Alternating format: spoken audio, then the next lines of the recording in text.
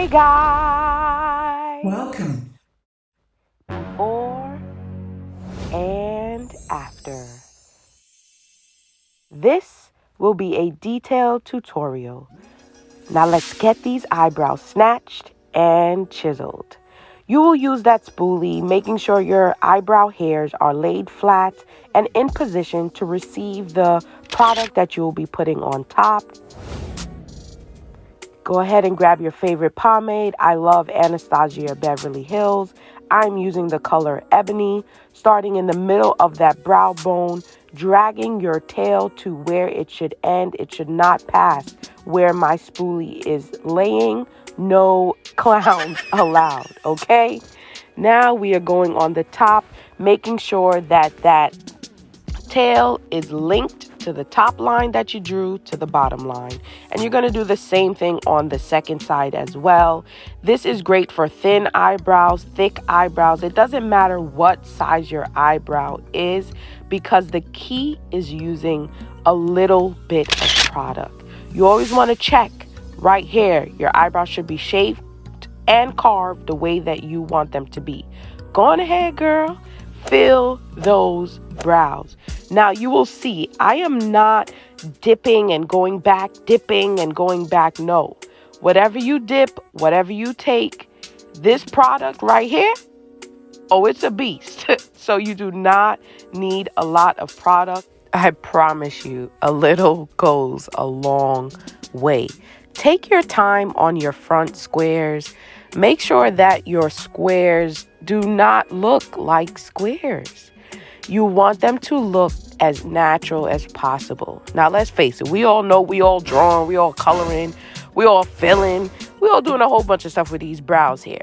But we want them to look as natural as possible. So just take your time on those squares. Bruh. No, no, no. Looking at my drip, looking at your drip. Whoa. You guys already know I love me a little dance break, but let's get on back to these eyebrows. So you're taking your angled eyebrow brush at this point. I recommend getting a thin one so that you can get that concealer right underneath the brow that you have created. Because the more that there's a gap or a space or anything underneath those brows, when you take pictures, it will look exactly the way how you laid that concealer. So you see me here, I'm just going in, making sure that concealer is right underneath that brow. Now, the key to this concealer and making sure that that arch underneath your brow is highlighted is by choosing a lighter color concealer than your skin. Take a couple extra little seconds and just make sure that that concealer is blended into your brow bone. Oh, I have to do that again. Look at that flip. Ooh, ooh, ooh, ooh. Ah, yeah, you already know what time it is.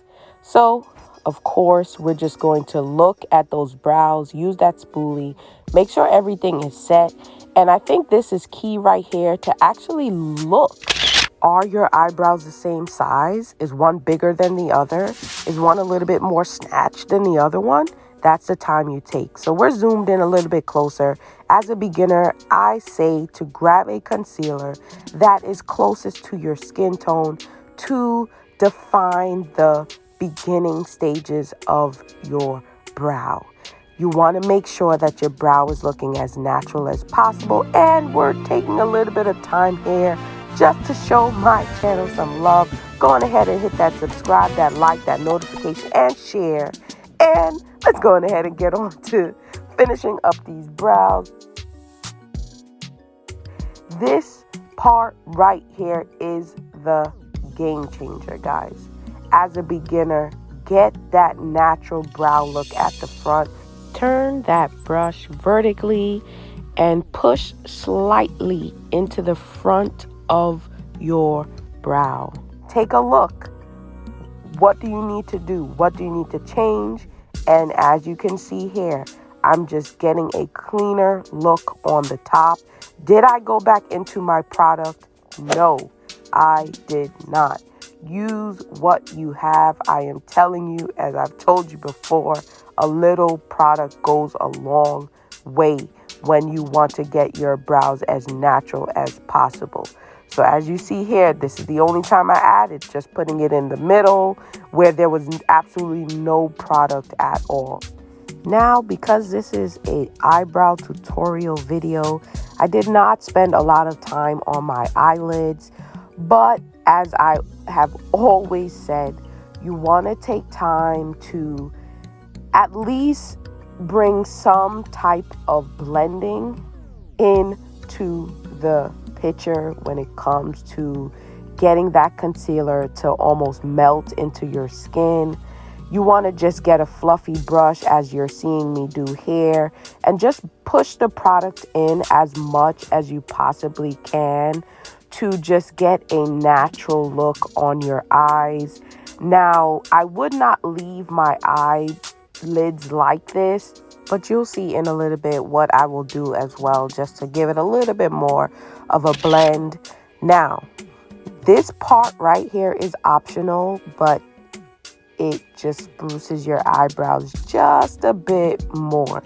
And this is going back right on the bottom line that you initially created with that pomade one more time, just to make that bottom stand out from the concealer that you added. So that's what you see me doing here, going back over that same line that was there already, just making it a little bit darker to give those eyebrows that pop. Of course, you know I got to get the spoolie game because it just has to be seamless. It has to be as blended as possible in those front squares. Take your time.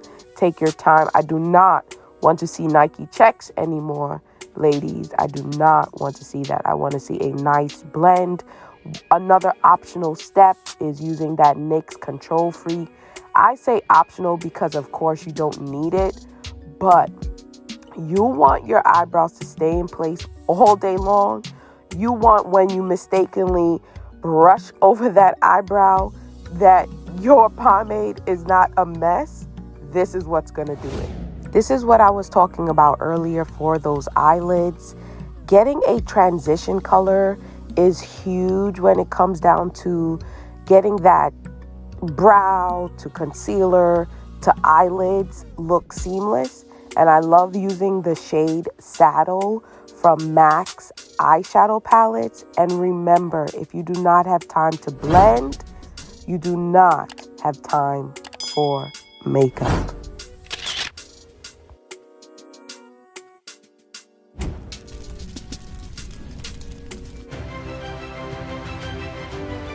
Until next time.